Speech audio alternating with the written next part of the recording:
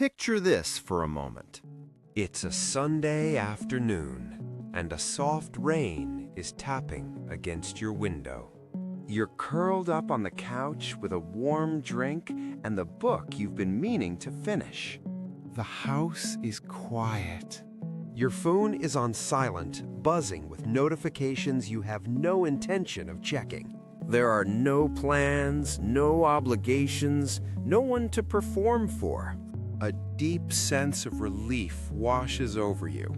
This feeling, this deep exhale is everything. But then a tiny voice whispers in the back of your mind, "Shouldn't you be out there doing something? Are you hiding from the world?" Here is the question that defines it all. Is this isolation or is it sanctuary? If you physically relaxed when I described that quiet Sunday, this video is for you. For years, many of us have been told that craving solitude is antisocial or a sign of unhappiness. We've been made to feel guilty for wanting to recharge our batteries alone. But what if that need for quiet isn't a flaw? What if it's a biological necessity, a strategic advantage in a noisy world? In the next few minutes, we're going to dismantle that guilt completely. I'm going to show you the science behind why your brain craves that sanctuary. And I'll give you a simple, powerful script you can use to protect that time without feeling rude. This isn't about being an introvert or an extrovert. This is about understanding your own energy. First, let's talk about your brain's battery, which scientists call cognitive load. Imagine your brain is a computer with a certain amount of processing power. Every single social interaction requires some of that power. You have to listen to what someone is saying, interpret their tone, and read their body language. Simultaneously, you're formulating your own response and managing your own expressions. For some people, this process is highly demanding. It's like running multiple complex programs at once. Eventually, your processor overheats and everything starts to slow down. That feeling of being peopled out is your brain signaling it has reached its maximum cognitive load. Solitude, your sanctuary, is the equivalent of closing all those open programs. It allows your brain to cool down, defragment, and restore its processing power. It's not hiding, it's system maintenance. Quick question for you. What is the one social event you secretly love getting canceled? Let me know in the comments. I am genuinely curious. Next, let's talk about your sensory diet. Think about the sheer amount of information your brain processes every second. The lights, the sounds, the movement, the conversations around you. Research suggests that some individuals have a naturally lower threshold for sensory input. This is sometimes referred to as sensory processing sensitivity. It means you're not just too sensitive. Your brain is literally taking in more data from your environment. A busy cafe isn't just a place with coffee. It's a fire hose of sensory information. The clatter of dishes, multiple conversations, the hiss of the espresso machine, music playing. For a brain that processes information deeply, this is exhausting. Your home, your sanctuary, is a place where you can curate your sensory diet. You control the volume, the lighting, and the amount of social input. It's not about avoiding life, it's about creating an environment where your brain can actually function at its best. This leads to our third idea, which is where the magic really happens, the default mode network. The default mode network, or DMN, is a collection of brain regions that becomes most active when we are at rest. It's what's running when you're not focused on an external task. Think about when you get your best ideas. It's rarely when you're staring at a spreadsheet. It's usually in the shower, on a long walk, or just before you fall asleep.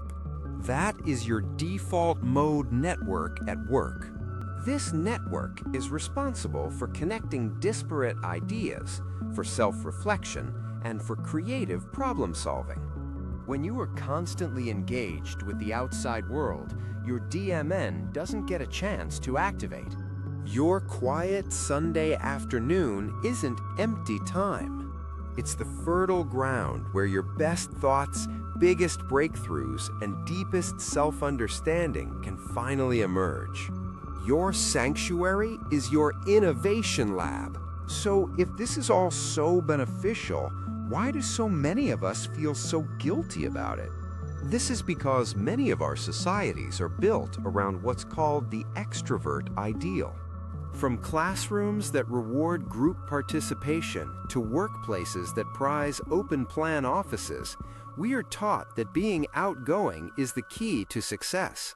The person who speaks up most in a meeting is seen as the leader. The person with a packed social calendar is seen as popular and well-adjusted.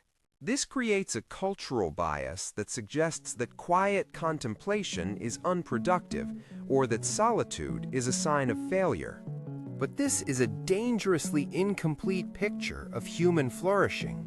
Some of the greatest art, science, and literature in history came from people who cultivated deep solitude. Recognizing this bias is the first step to freeing yourself from the guilt. Your need to recharge is not a character flaw.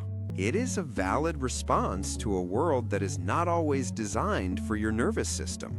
Okay, so how do we put this into practice and protect our sanctuary? I have 3 simple strategies for you. First is the energy audit. At the end of each day for a week, write down one activity that drained you and one activity that recharged you. The results will often surprise you and give you a clear map of what to do more or less of. Second, schedule your sanctuary time. Put recharge hour in your calendar just like you would a meeting. This makes it a non-negotiable commitment to your own well-being. Third, and most importantly, is learning the gracious no. When you receive an invitation you don't have the energy for, the guilt can be overwhelming. Here's a simple script. Thank you so much for thinking of me. That sounds wonderful. I'm not able to make it this time, but I'd love to catch up soon. This is a kind, grateful, and confident reply, and it needs no apology or lengthy excuse.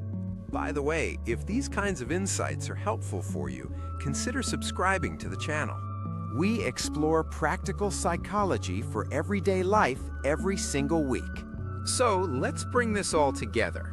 That quiet Sunday afternoon is not you being lazy or antisocial. It is a biological imperative to manage your cognitive load. It's a strategic choice to curate your sensory diet and prevent overwhelm. And it is essential time for your default mode network to generate creativity and insight. Your sanctuary is not a cage that keeps you from the world. It is a launch pad that prepares you to engage with the world more meaningfully when you choose to. The next time you feel that pull for quiet, honor it. Know that you are not hiding, you are recharging. If this video resonated with you, share it with one friend who needs to hear this message. And for my final question, what is your favorite way to build your sanctuary and recharge? Share your best tips in the comments below. Thank you for spending your valuable time here.